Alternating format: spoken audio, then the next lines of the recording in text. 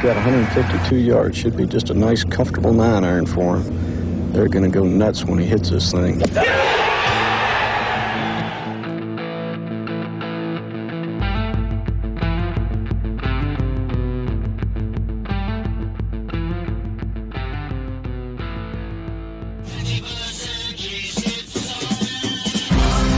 That's dirt. Ladies and gentlemen, yo. My name is Joe. That handsome stud right there beside me is John, and you're looking right now at a couple of guys who have been self-proclaimed the Wyndham Whisperers. A couple of men forged by greatness in the tightly lined fairways on Donnie Ross's classic track in Greensboro, North Carolina. A man right here who took a $5 entry into a max 150 GPP on DraftKings. 4 days later, walked out with 119K. A guy beside me who took all of his Twitter clout, all of his accolades over the year, bundled them together, tossed them in a sack and dumped it on the table, pushed his chips all in on an old guy from Aiken, Georgia, who's now better known for his commentating skills than his skills with the 7-iron.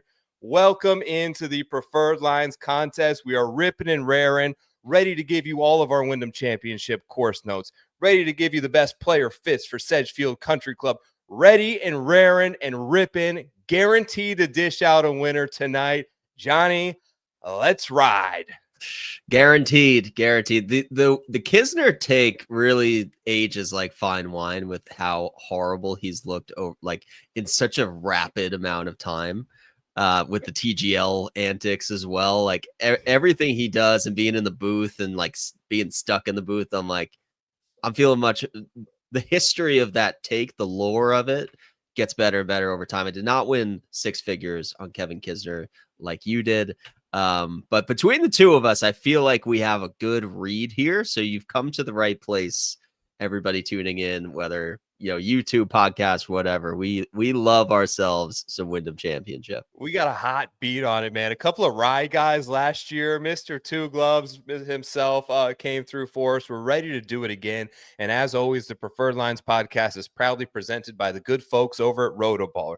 The Rotoballer PGA team continues to slay into the FedEx Cup playoffs. Promo code is LINES. That'll get you 10% off any PGA premium subscription over at Rotoballer. You will get access to Spencer Aguiar's most detailed spreadsheets possible. We have lineup generator builders, everything you could possibly imagine. My power rankings article, the market movers piece, which has been absolutely crushing matchups every single week. We would love to have you be a part of the team. Any questions, of course, send me a DM over at Tour Picks. Love to have you. Thanks to the good folks over at Rotoballer who have supported this show for the last 2 years and all season long so that we can bring it to you completely free of charge each and every week covering the PGA Tour. Johnny, we got a win last week. I was off. You did a great job with Chad. I'm happy to be back in the host seat. Did either of you guys happen to nail Kurt Kitayama to win the 3M Open?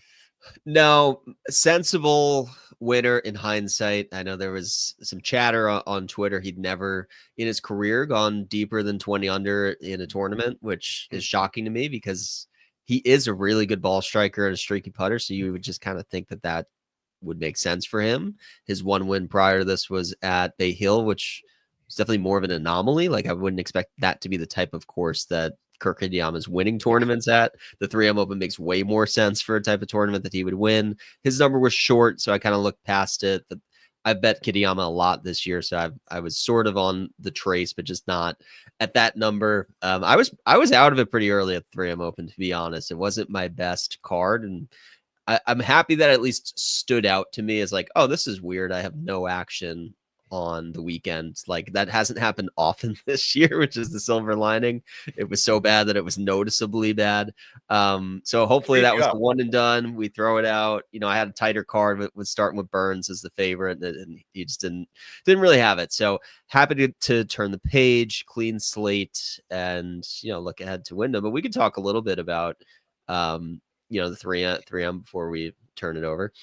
Yeah, well, I mean, I've actually enjoyed the 3M over the years. I think that one of my biggest gripes is probably that 18th hole and what they've done with like kind of taken a lot of the drama out of what I think is a great finishing hole by allowing, we saw Knapp obviously go for it and come up a few yards short, but he actually went for the pin.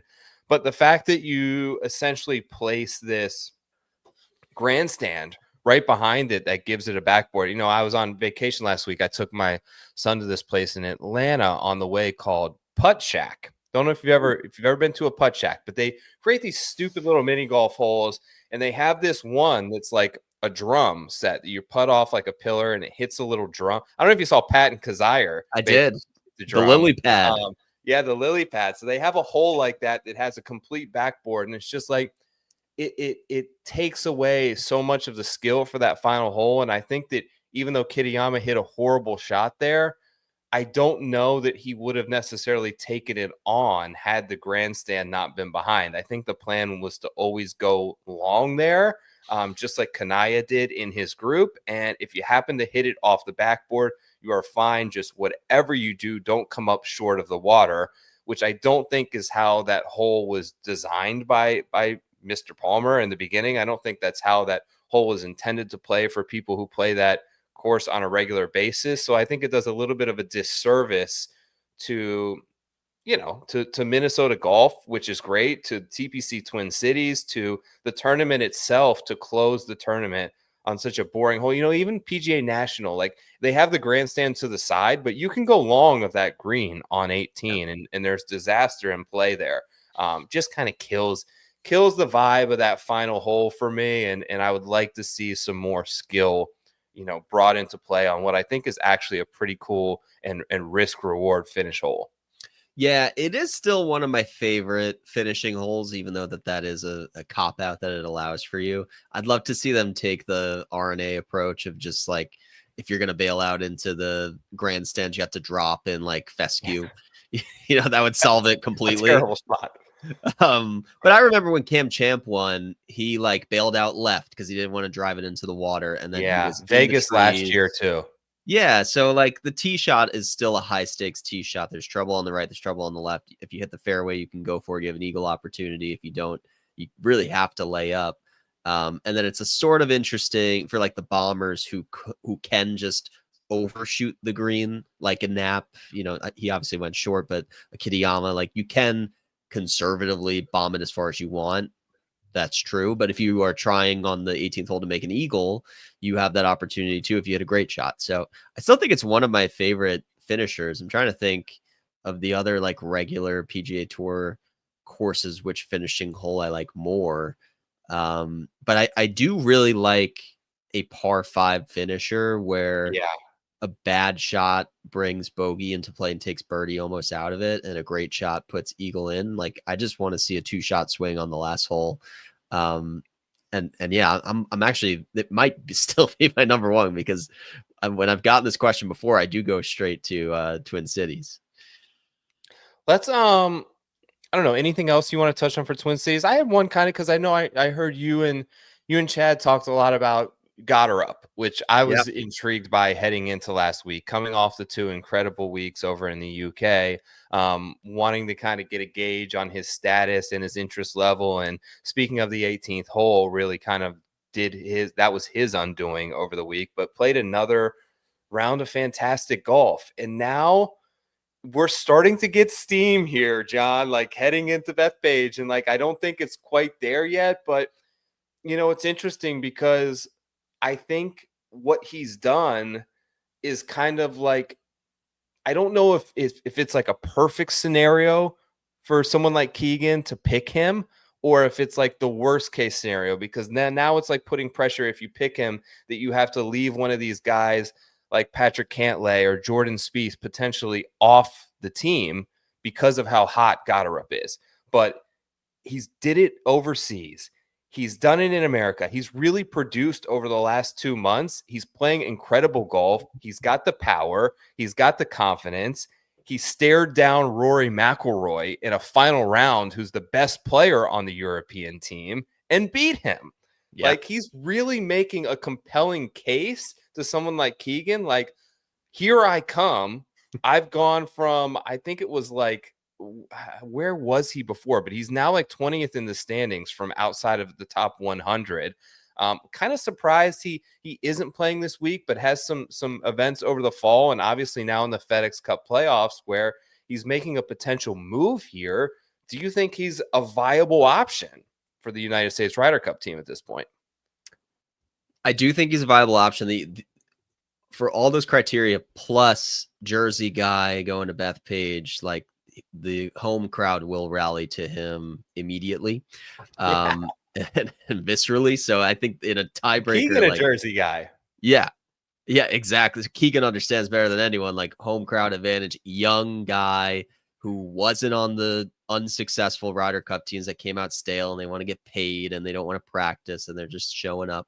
Like that, I'm sure rubbed Keegan the wrong way, being left off of a team that like didn't bring it. So it's like the narratives are really pointing Goddard's way. I understand the whole like, okay, it's a 3-week heater or whatever. But he's played well, like from a ball striking standpoint all season. He's always been a bomber, so he's a good course fit. It was just the putter that like wasn't great, and now it is great. And he's like Haskins Award winner, great in college. Like this is not coming out of nowhere. He was a very decorated college golfer, and now he's doing it again. So I don't think it's crazy. He's also played 5 straight weeks leading up to this week, and with the playoff push coming afterwards. So I get why he's taken off now.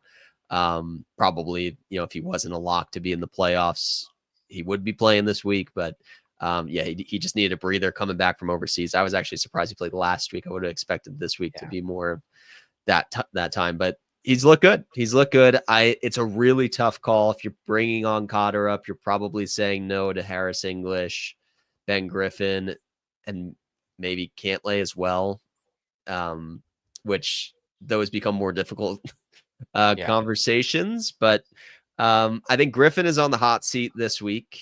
He's probably him and Spieth, I would say, are the two fringe American Ryder Cup guys who are in the field this week. So they've got a lot to play for at the Wyndham.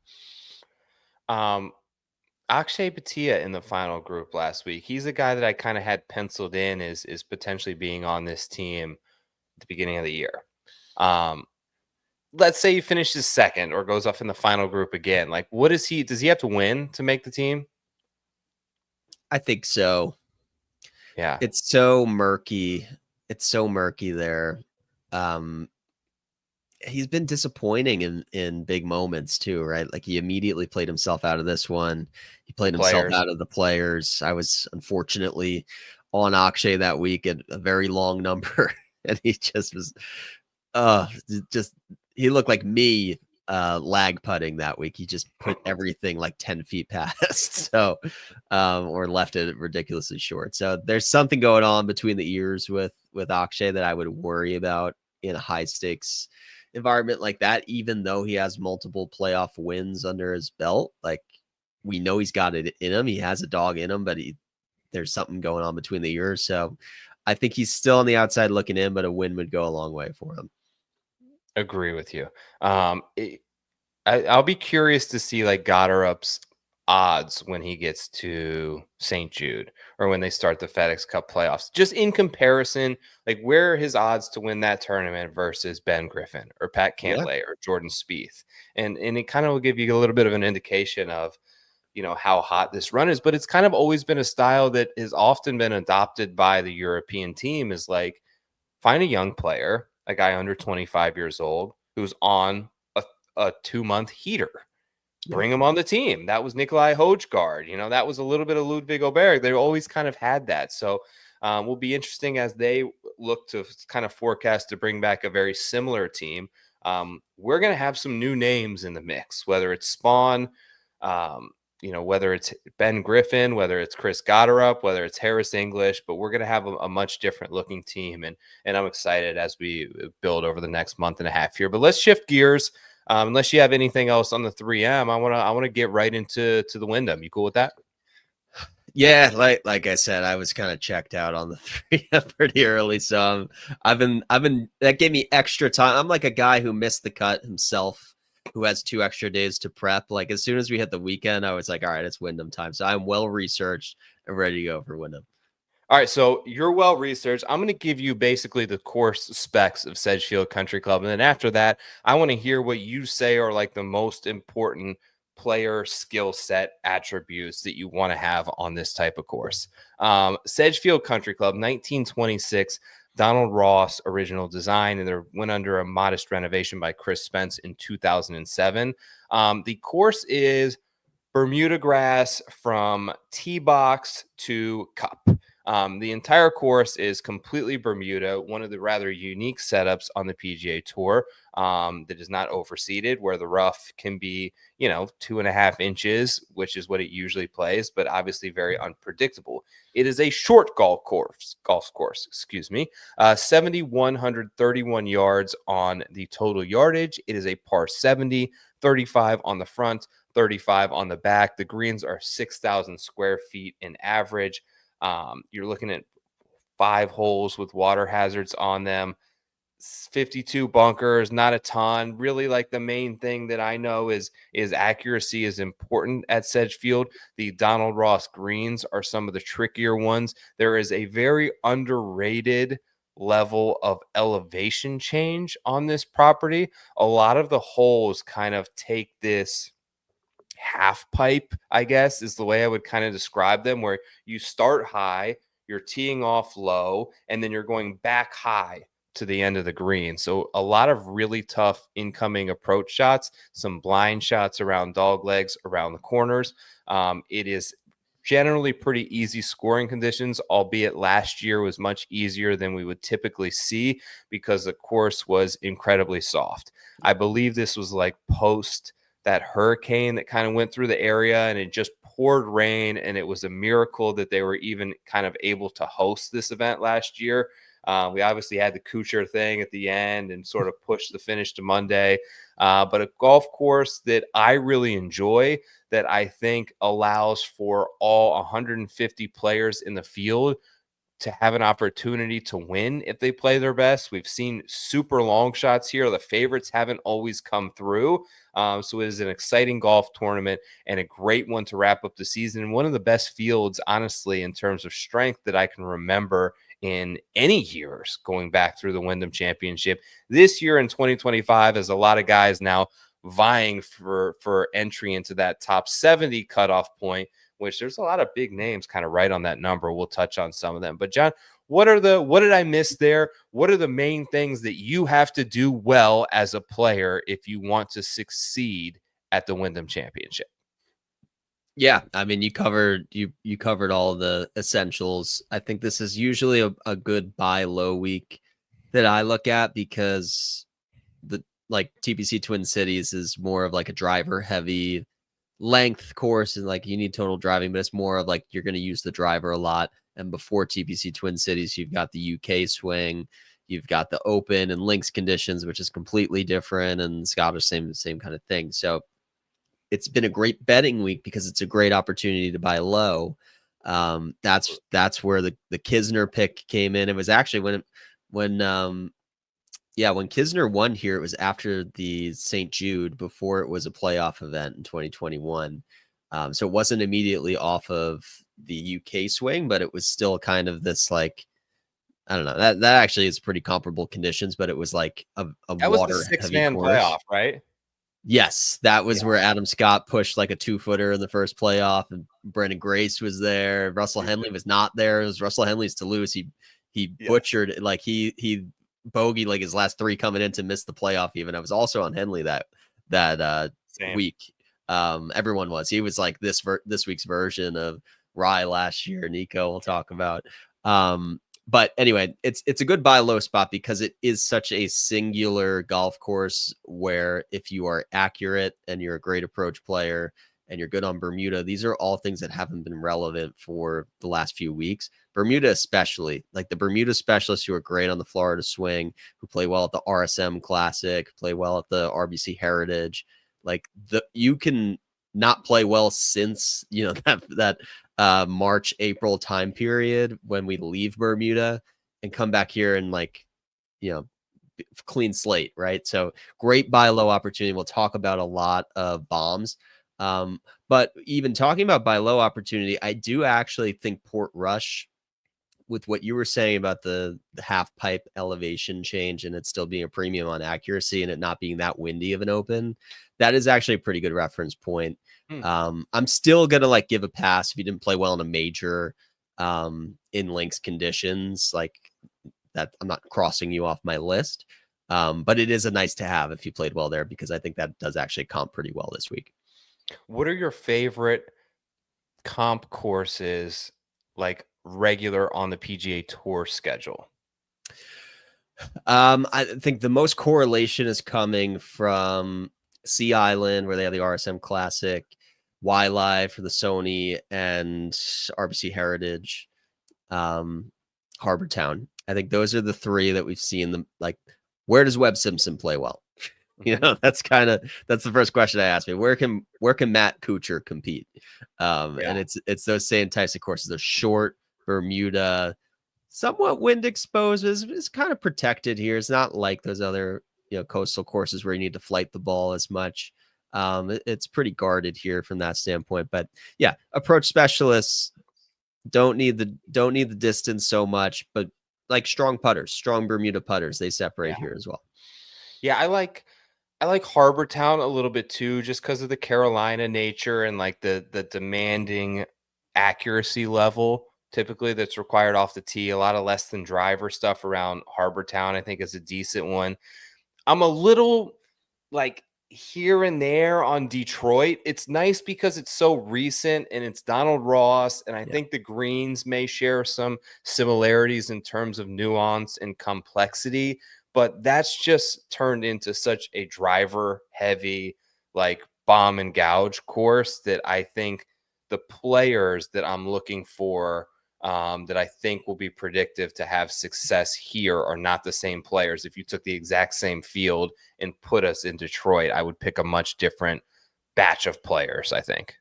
Yeah, I'm with you on that. Like, there's good correlation there too. Maybe it's the Donald Ross effect. Like, shorter hitters do play well at Detroit Golf Club, but it's kind of like pick your poison. Like, if you want to play that out of the fairway, if you want to bomb it into the rough, both work.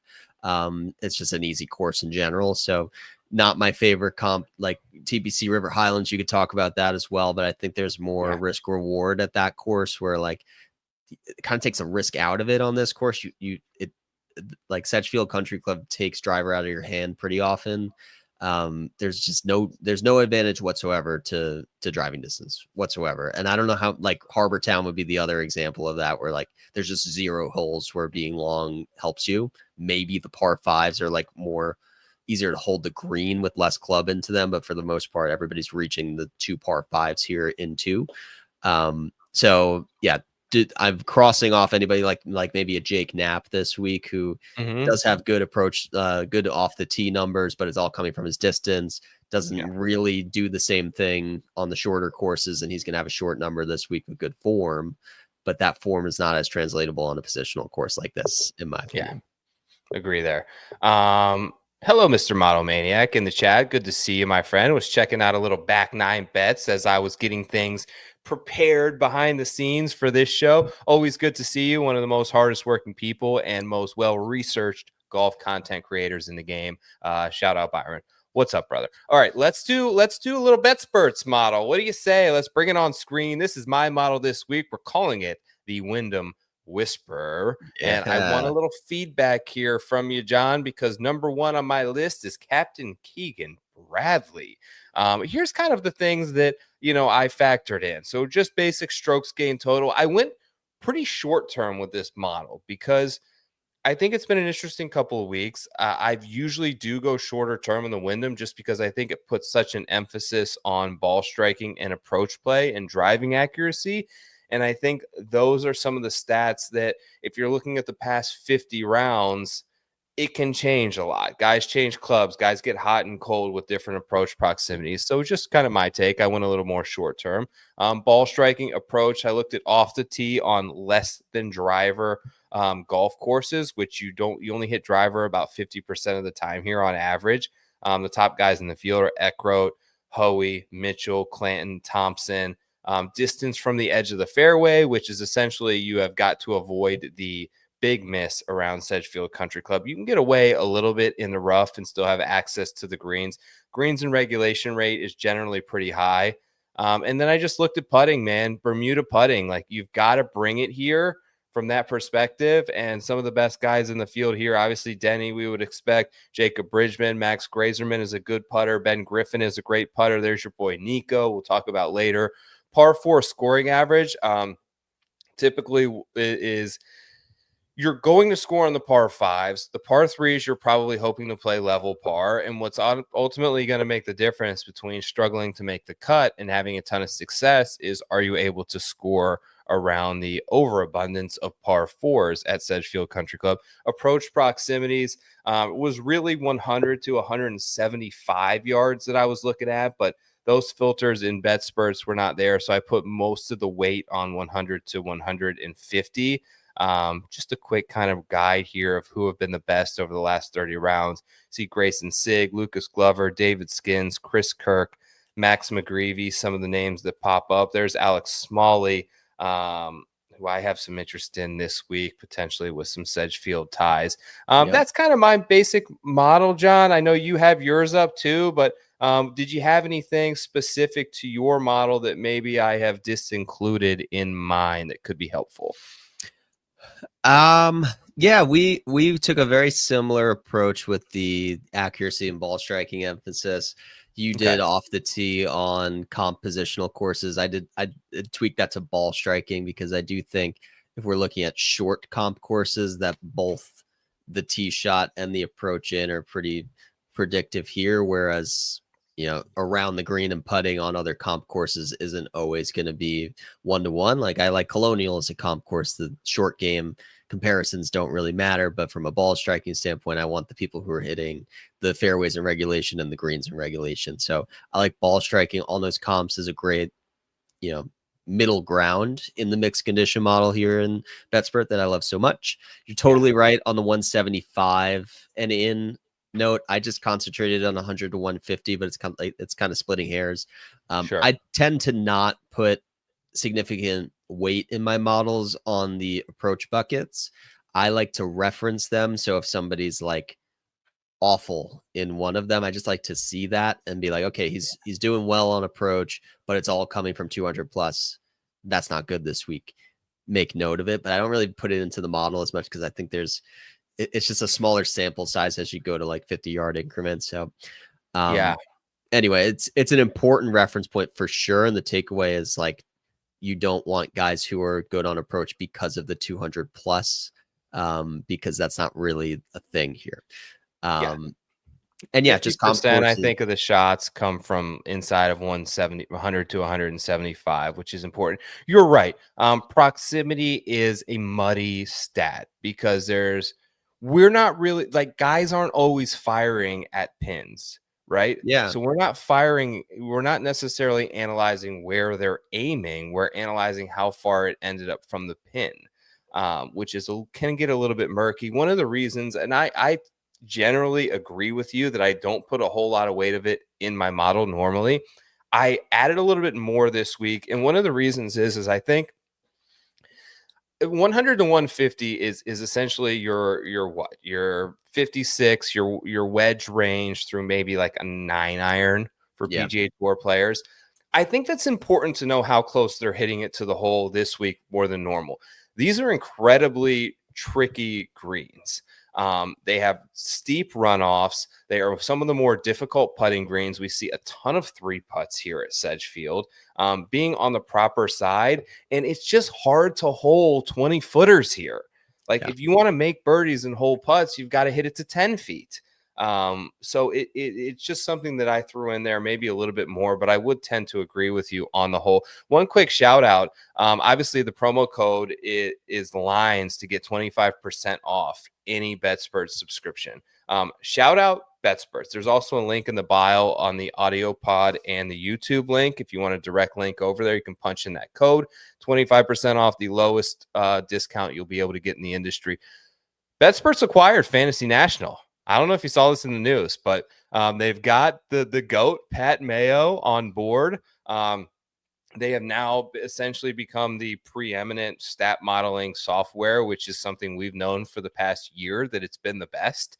But they are becoming the giant, and I'm at least very proud to be a part of that team. I love the way things are going there and the continued improvement. I know that they're very close and working vehemently to get DP World Tour data. They're continuing to add new filters, it seems like, every week. There are new things available in the rabbit hole as well in terms of let me just see if I can't share this, but if you go to the rabbit hole, you can now see salary pricing, toggle that on and off. You can see tee times. So within your model, you can see whether a guy has a morning or an afternoon tee times, and you can also sort them not only by DraftKings price, but you can search them by showdown. So if you're someone who wants to see round 2 and wants to kind of analyze tee times, as much data as you can possibly want to put into your brain, BetSperts is willing to give you. So shout out them for the big move and getting Pat on board, and I'm pumped to be on their team. Yeah, I'm glad you brought that up because I wanted to mention that too. Just a very significant moment in the industry to have these two conglomerates join forces, two powerhouses join forces. And what I love working, like I've kind of used a different model each of the last 3 years, and I do genuinely like fortunate to have access to beta test and demo everything. And each year I make a decision of like, this is the best model, so I'm going to use this. And that was BetSperts this year. And I have no doubts that it will continue to be if they're making moves like this, right? But what I've loved about BetSperts is that if you have an idea or something's not like up to standard, you just shoot them a message and it's almost like a week later it's in the platform, right? So they're listening to the community, they're listening to us who use and make content out of it and who are grinding in the tool most, and constantly making it better. So even talking about this with the proximity stuff, I'm like, I'm gonna shoot them a note and say, what if we made the proximity buckets like percent of good shots from this range so that you're weeding out outliers? Because I think that's probably why it's not reliable. Like if like what happens with JJ Spawn at Oakmont when he hits the flag and it rolls back, 50 yards off the what the happens course. to Jake Knapp at the 3M on the 18th hole?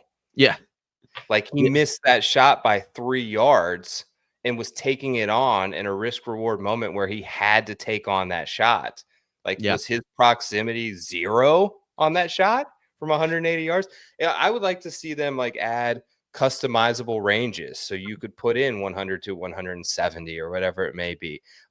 They're very open to feedback. One of the other things I like, and I'm not too proud to say it, is I first will put in like 6 or 7 of the stats that I think are best, and then I'll look at your guys's.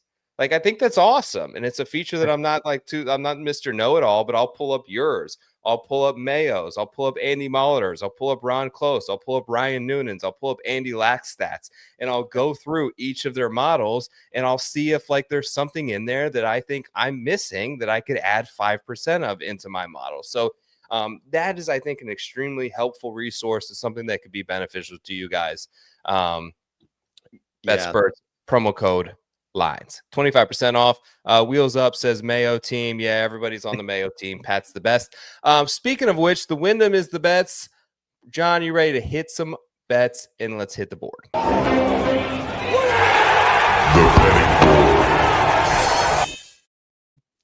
The betting board. We've got Matthew Fitzpatrick 20-1, your favorite on a heater, Matty Fitz. 25-1, Ben Griffin. 28-1, Captain Keegan Bradley. 28-1, defending champion Aaron Rye. Jumping into the 30s, you've got Bobby McIntyre, Hideki Matsuyama, Siwoo Kim. 40-1, Lucas Glover, former champion here. Jake Knapp, 40-1. Jordan Spieth and Akshay Bhatia at 40-1. John, I'm going to kick it to you to start. Who do you like at the top of the board? Yeah, I didn't expect Fitz to be the favorite or to be in a category of his own. You look back at his form coming in, and it's pretty great. He doesn't play this tournament very much at all. He's played it once in like 2018, but did win at Harbortown, which we know is one of the better comp courses here. it doesn't seem like a fit to me for him to go to like a point and shoot course like this. But the approach play has been really good.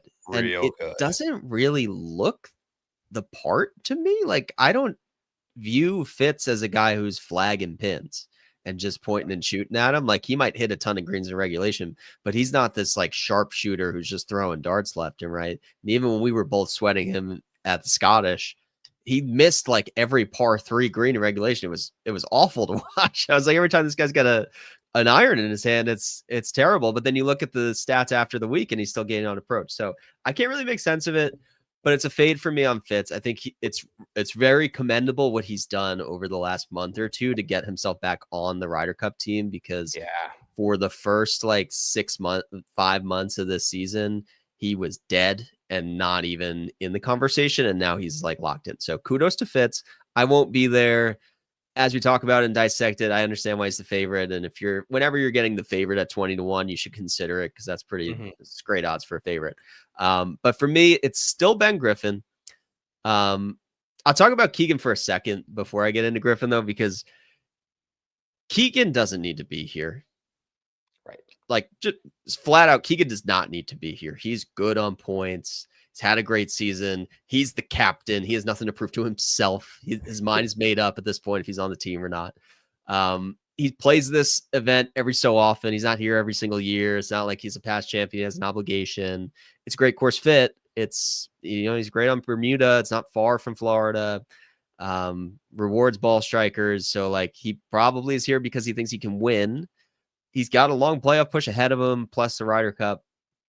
Could easily take a seat back and just watch. The only sense I can make of it is that he's here to scout, and he wants to be inside the ropes with Ben Griffin and an Andrew Novak, who he is in the same group with first 2 rounds. He's paired with those two again. I don't think it's a coincidence. I think that's who he was with at the PGA too, right? Yeah, or whenever. Yeah, they have exactly been paired with 3 of them before. PGA Championship. So he's definitely pulling some strings to be like, I want to see. So the reason that I'm fading Keegan is because I think this is a scouting trip. I think he's a rogue spy inside the ropes trying to get a little bit of information and maybe needle these guys, because like, why else is he here? Yeah. He wants to put pressure on him. I think he wants to put pressure on him and apply pressure and see how they react to it. Yeah. So I think he's distracted this week. I think he's got some ulterior motives. So that's the only reason I'm out. These are all the excuses I made for not playing Goddard up last week, where I was like, why is he here? He just won overseas. It's been a long trip. He's probably jet lagged. He has the FedEx points. He doesn't need them anymore. He's maybe Ryder Cup motivation, but still he's probably partying, and he played great. So like, would it shock me if Keegan top 10? Absolutely not, but I'm not there. I'm on Ben Griffin. 2 top 10s over 3 career starts. He has transformed his game to be more of a bomber, which doesn't help him as much here, but it's not to say that he's not accurate anymore or that he doesn't know how to play this course. It is less than driver. He knows how to navigate it well. I think course history is very sticky here. If you know the game plan to find the scoring opportunities, play conservative, sometimes aggressive others, you're going to do great. Short game on Bermuda, very important. He's one of the best short game players on Bermuda in this field. Putting is a skill that's important here. He's one of the best putters in this field.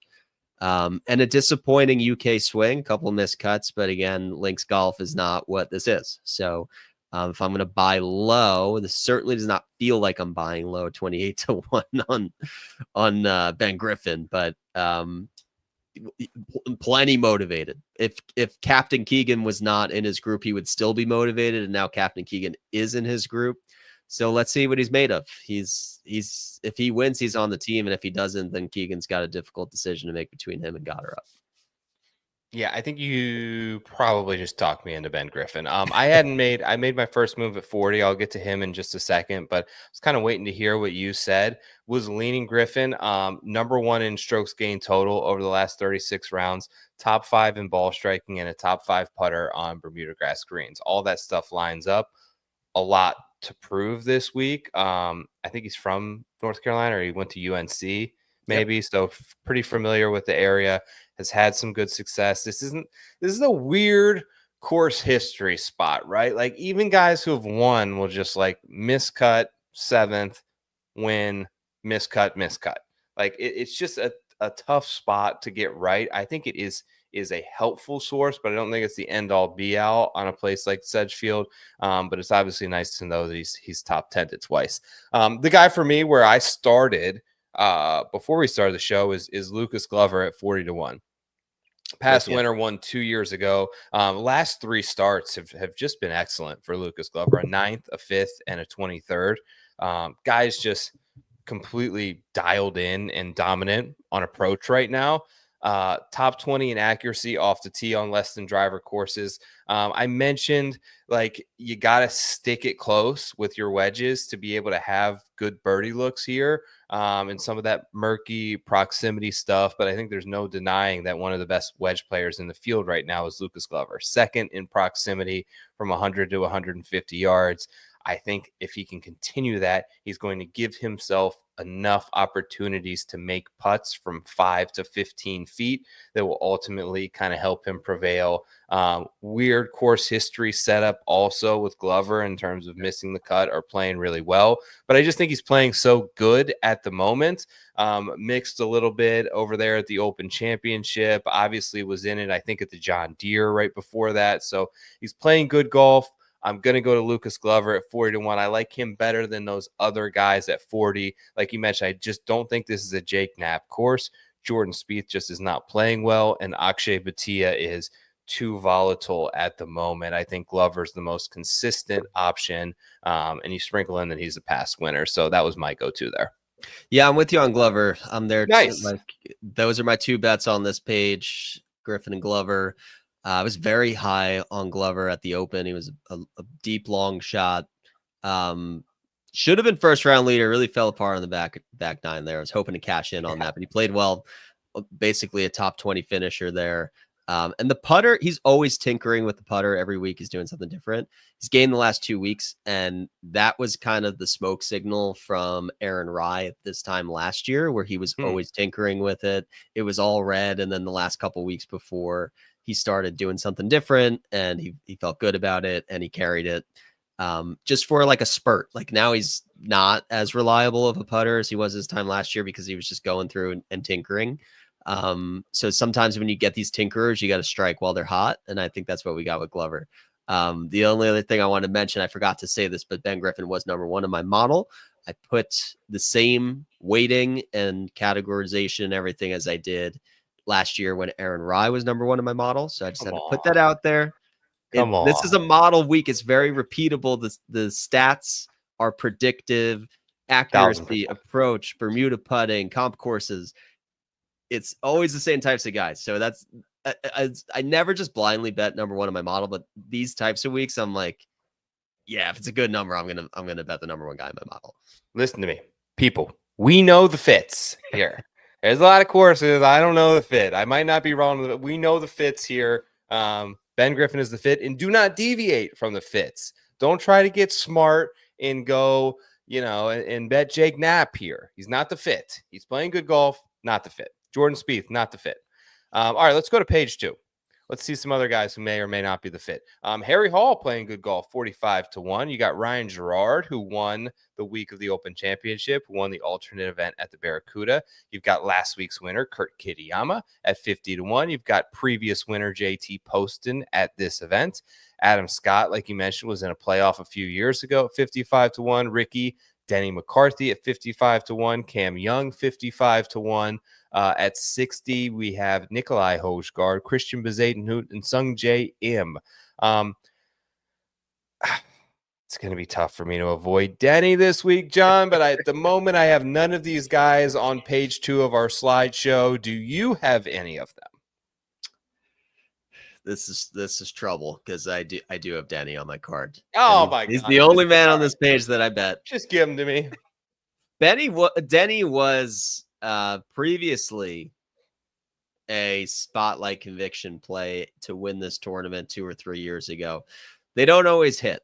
The convictions have hit in 2 of the last 4 years, which I'm proud of, but he did not come through. But he's one of those guys who does check the boxes of elite short game on Bermuda. We know that, of course. Plays a little bit better on the shorter courses when he's not disadvantaged by a lack of distance. And the ball striking numbers have been very consistent this year. He's not popping, but he's been kind of above average week to week in Mhm. both of those areas. So, with Denny, you need a hot putter, but that's not asking anything crazy of him. Yeah. Like, you kind of just assume he's going to gain. He's playing well. He's playing well. He's had some good weeks. He's played himself into contention. Too little, too late for the Ryder Cup, unfortunately. Like, I feel like 2 years ago he was in that mix before Marco Simone, and he A probably win, needed this though. win. A win. Never Yeah. say never. Yeah, I mean, a win and Win and a run in pushed. I maybe mean, Caves Valley is in his backyard. He grew up in that area, Yeah. so he could get hot. He could do a little Lucas Glover thing from a couple of years ago and almost backdoor himself with a hot playoff push. But yeah, I like Denny here. I think it's a fair number, 55, with the guys priced around him. He stands out to me. Fowler's playing very well. I don't think that's a bad bet. I didn't get there, but I don't think it's bad. Gerard was much shorter of a number than I was expecting to see. He's getting a bump off of a win, even though it was in an opposite field. The tee to green game has been incredible. I haven't seen what his actual putting stats were at the Barracuda, but it must have been the first time all season that he's gained putting. And I just don't believe that you can spike on a Donald Ross green like this. That's this nuanced if you're a poor long-term putter. So that's what ultimately talked me off of Gerard, but I think he's playing great golf. And if he was a little bit longer, he would have been on my card. I like that. I think I'm just going to have to bet Denny. Look, it's a fair number that's not going to kill me to be in on him. For those who don't know, this tournament is where my affinity came true for Denny McCarthy, because while he did not win that event in 2020 that I won all the money in, he shot the low round of the day scorcher on Sunday to absolutely storm the leaderboard. I believe it was like a 63, but he had all these birdie streaks and just started racking up points that got me in the mix. And then a magical collapse from Siwoo Kim and Billy Horschel that left a 0.1% Jim Herman as the winner. So nobody had Jim Herman, right? I didn't have the winner, but nobody had the winner. So I was all of a sudden at all these guys who like stacked in the top 10. Epic week. That's where the Denny dirt officially began. Let's go back there at 55-1. I'll put that in after the show. Let's hit page 3. I got some guys here that I like. Double column. Sam Stevens, Max Grazerman, who gagged this thing away, if I'm being honest, last year. Thorne Bjornsson, Clanton, Novak, Griot, Hoey, Thompson. Those are your players at 70-1. At 75, you've got Matthew Wallace, Alex Noren, Pearson Cootie, Thornbjorn Olesen. Jump up to the 80s. Tom Kim, former champion here, playing a little bit better as well. Alex Smalley, Keith Mitchell, 80-1. Max Homa, 80-1. Bud Cauley, 80. Jackson Koivun. I'm not exactly sure, but I think is this his first start? He is an AM. I think he played well in maybe the John Deere. Okay. Was it? But that was probably his first. I think you're right. On like a sponsor's invite. Okay. Sick player, awesome talent from Auburn, I believe. Yes. Kevin Yu, 80-1. You've got Fox, Echevarria, Jesper Svensson, Tony Finau, 90-1. Where are we at the Wyndham with Max Homa at 80, Tom Kim at 80, Tony Finau at 90? These were guys that were like almost shoe-ins on everyone's preseason Ryder Cup team. And Andrew Putnam at 90-1. John, you see any value in buying the dip on any of the big names or anyone else on this list who you think has the right profile for Sedgefield? Yeah. I mean, this is what you get the last week of the regular season. Big names in desperation mode who aren't playing the best golf, but have to be here to make the playoffs. So that's where you get your Finaus, your Homas, there's a few other, like Fowler's actually playing well now, but guys like that. I don't think Homa at 80 is a bad bet. I didn't make it, but like the ball striking is getting better, and he was in the mix at, I believe, John Deere. That's not a bad bet. PGA was at Quail in Carolina. Like, he was kind of there, right? Wasn't he in like third and going into the final round? Yeah, he's won at Quail too before. Twice. So like, we like Homa in this area. I wouldn't talk anybody off of it. I didn't bet it. There's a lot of guys. I'd probably bet 4 guys on this page. But we got to start with Nico. We got to start with Nico, the most tipped of the week. And it has to be said, like, stay the course. We are not concerned about a most tipped curse. Not concerned. Look 1 year back. Who was the most tipped?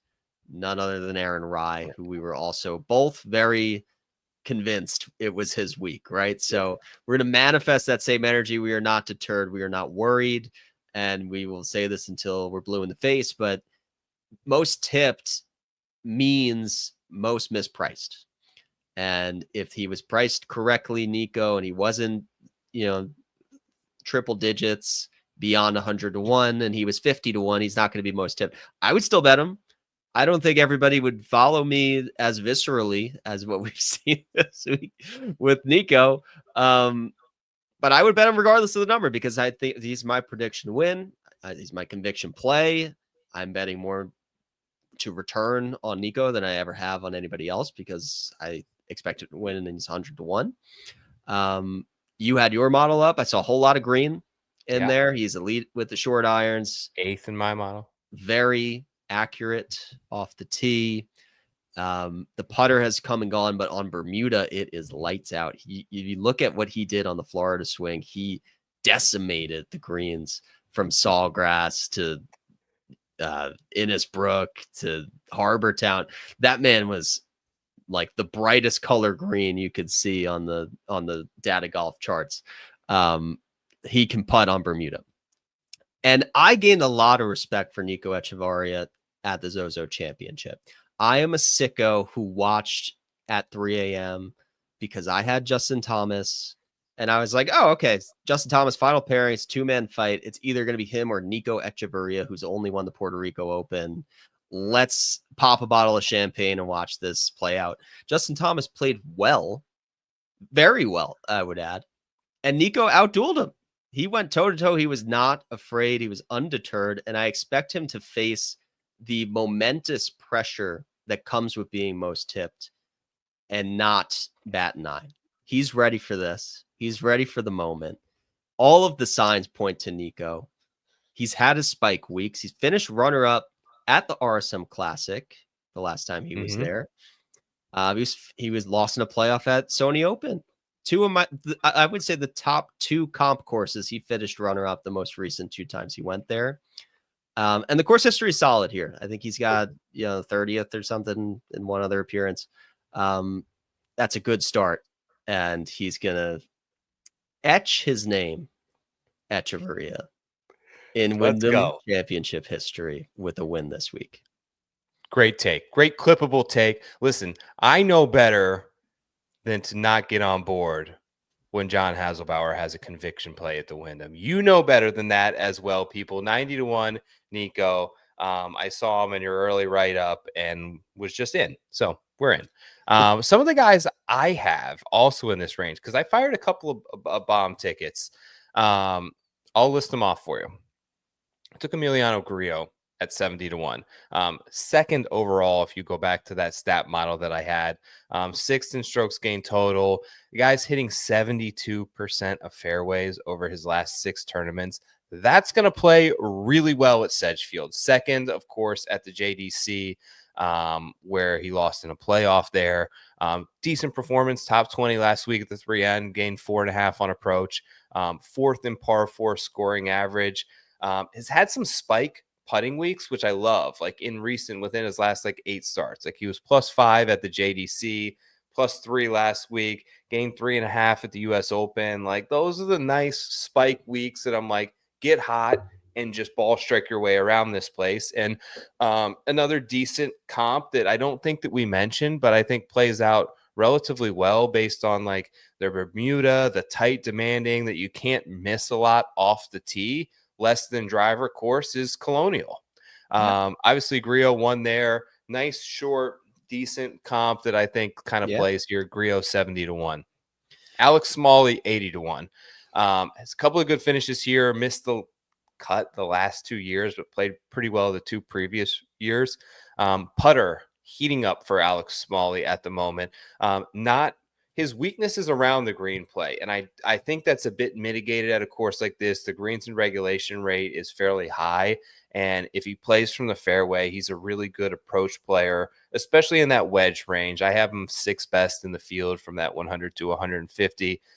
Does his damage on the par 4s. And like I mentioned at the top of the show, I believe the only member in the field the only player in the field that's a member at Sedgefield. He's got plenty of North Carolina roots, went to Duke. It can't hurt, man. Like, is it going to help him a lot? I don't know the value of that. It's hard to associate, but finding yourself into tricky spots on a golf course that you play often and understand the nuances, particularly on tricky greens, I think is got to be somewhat of a little tip in the cap there. And then the third guy, I took Chris Kirk.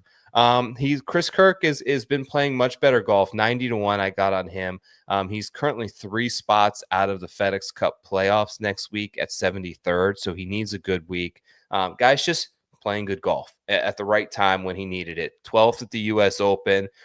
Probably should have won the Rocket and hit that bet for me at the old Donnie Ross up there in Michigan. But 14th at the 3M last week, he gained 5.4 in approach. He's just striking his irons really, really well. Plenty of solid course history going back 10 years at Sedgefield. I'm just buying on guys that are hitting their irons well, posting strong results over the last month, and guys who need it. Kirk needs it. Griot needs it. Smalley kind of needs to play well here with the amount of support he has, and Echeverria also. So 4 guys like 80-90-1, I think is not a bad proposition, given that probably going to make one more play up top. Any thoughts on any of those 3, pro or con? Yeah, I think how you feel about Kirk is how I feel about Griot, because it was like that one that got away. At John Deere's, like, just felt like it was his. And I bet Griot like 4 straight weeks, and I'm like, okay, I've had enough. I'm not going to hit the Griot thing if he hits this week. Mm-hmm. More power to him. He's continues to make sense on the accurate courses, and he plays well on them. So yeah, I'll be rooting from the sidelines on that one for you. There's so many good plays in this range. I bet 3 other guys in this range. I took Davis Thompson, Andrew Novak, and Bud Cauley. Like them all. Just all. It's a pretty wide net of accurate ball strikers who do well in Bermuda and have decent course history here. Davis Thompson he was very close to being my conviction bet, and he did not play well at the 3M Open. But now he's 70-1. So I think we're buying low a little bit on him. Bud Cauley was, the second coming in the Florida swing. He was just top 5ing every single week, almost won the Players. So I like a buy low opportunity like that, where we go back to Bermuda, and kind of same thing with Andrew Novak. Played really well in Bermuda, is a Bermuda guy from this kind of region. Good ball striker. I think he's so far out on the Ryder Cup bubble that even a win wouldn't get him back in, but he probably thinks that he's on the bubble. So play in front of Keegan, schmooze him on the long walk. Maybe there's something else to play for here, but I think he's in. I think he's on the good side of the FedEx playoffs. So at least he has that. Maybe he's a little less on edge. He won an event this year, so he should be. We got the points for New Orleans, and then, but he was in the playoff at Harbor Town, which I think we talked about in this area as well. I just kind of, I guess like Thompson makes a ton of sense. Like, the guy was like borderline the favorite to win the John Deere Classic not too long ago. Ball striking it well. What I guess what my pause was maybe on Cauley and Novak is like the time passed, right? Like, they peaked earlier in the season, and now they're kind of grasping at trying to get that back. Although it could happen, obviously a nice buy low spot for them. The final guy on my card, which shout out Ryan Baroff, who texted me on my drive back from Tennessee because we had been eyeing this player as a potential opportunity for weeks now, coming to Sedgefield. He opened on DraftKings at 350-1. He's been bet down to like the 110 range, but you bet your ass I'm in on Adam Svensson. Back-to-back top 7s here. My boy Svenny was one of the deepest long shots I've ever hit when he won at Sea Island a few years ago. gained at least 4 strokes on approach in 3 of his last 4 starts. He's back to flushing it like we would expect. Above average accuracy. Can he hold it together for 4 rounds? I don't know, but he was 350 to 1, and that felt like triple the price that he should have been. First round leader last week at the 3M and nearly missed the cut. So that's kind of the Svensson experience, but I'm not going Jesper. We're talking Adam Svensson. And I think he can win. Yeah, I'd love to get a Svensson v. Svensson matchup because I definitely prefer Adam to Jesper. Jesper is like a pure bomber who scatters it all over the place and has never played this course before. But you're right. I mean, that was number 2 most tip, right? Is yeah, it Svensson? He was, yeah. And the case in point, he was 300 to 1. Everybody jumped on it. And who wouldn't want a 300 to 1 bet with any case behind it? Now that he's probably market corrected to 100, that's probably where he belongs.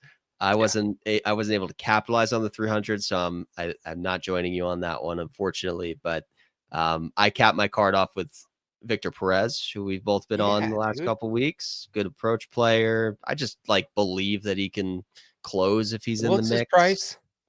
110. Okay, Victor Perez. I was not expecting to see this, particularly on when I ran a model specific to Sedgefield, but I pulled it up earlier. 3rd in my model. Yeah. That was a big surprise for me because I've been, like you mentioned, we've been on Perez and I kind of have a good idea of his skill set. And I really didn't visually put this together as a great course for him. But his ball strike, I mean, the 3rd best approach player in the field, and he's much more accurate off the tee than I guess I was giving him credit for, which is why he's rating out so well. He was good in off the tee on less than driver courses, good in distance from the edge of the fairway.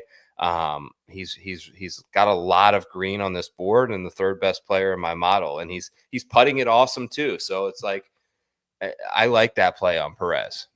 Yeah, he snuck up on me too. I kind of filled out my card. I had room for one other guy, and I was like, wait a second, Victor Perez is popping everywhere. Even at the Olympics, if you remember, he came out of nowhere and just shot up. I don't know if he was 4th in the Olympics or something. He shot the course record on the last day. So he can shoot up. He can spike. I also bet Ben Coles at 200. Yeah, a lot of people on him. It's a dart throw, but he's elite at hitting fairways and one of the better approach players in this field. He can do what Matt Kuchar did last year is my rationale. And probably finish in 4 days too. So something a little bit easier to root for. And I bet him a couple times over the last couple weeks. I think he's got 2 top 20s in his last 3 starts. So Cole's heating up, fire up the Coles.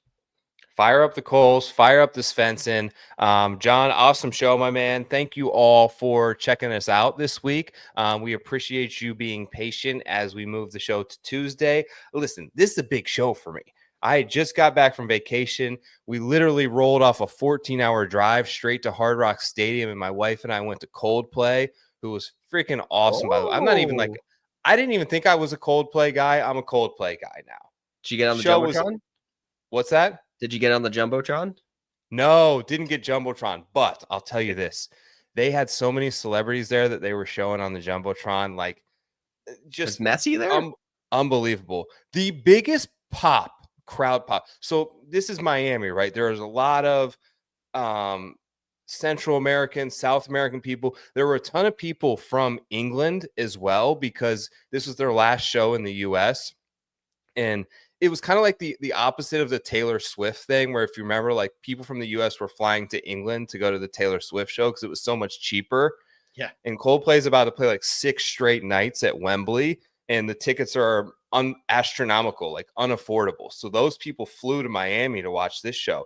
So a very international flavored crowd. When they showed Messi on the screen, eardrums burst. I've never heard a crowd pop like that in my entire life. People screaming bloody murder. The show was awesome though. So it basically, the reason I say that is to say I was ill prepared to host the show and do the Wyndham the justice that it deserves on Monday. So, John, I appreciate your patience. I appreciate the people who watch this show's patience. I desperately hope that you enjoyed the show and you would consider sending it to a friend, maybe a like, subscribing to the PL YouTube channel. The link to buy any of the merch and gear to support the show as well is in the bottom of the description of this show. John, any parting words from the Wyndham Whisperers monologue and podcast for 2025 tonight? There's still time to add Nico to your betting card, even if you think it's full and his name is not on it. I'm taking tabs. I've seen cards that don't have Nico's name on it. I'm keeping a list. I know who you are. I will find you. I will DM you and make sure we correct this. The entire community at large needs to be behind Nico this week. We need to will it to happen. We need to manifest it. That's how it's happened to the last 4 years for me. That's worked. Just channel positive energy and will it into existence. I don't know if anybody's going to be there that can do anything to like kick Nico's ball into the fairway if he ever misses it. That would go a long way as well. So do your part. That's all I ask. Do your part. We love Greensboro. We love the people that watch this show. John, thank you so much for helping me host the show. This has been the Preferred Lines podcast. My name is Joe I. Downey. That's John Haselbauer. We appreciate all your support as always, and we will catch you live next week, back to a Monday night. Appreciate you as always. Thanks for checking out the show. Good night. Peace.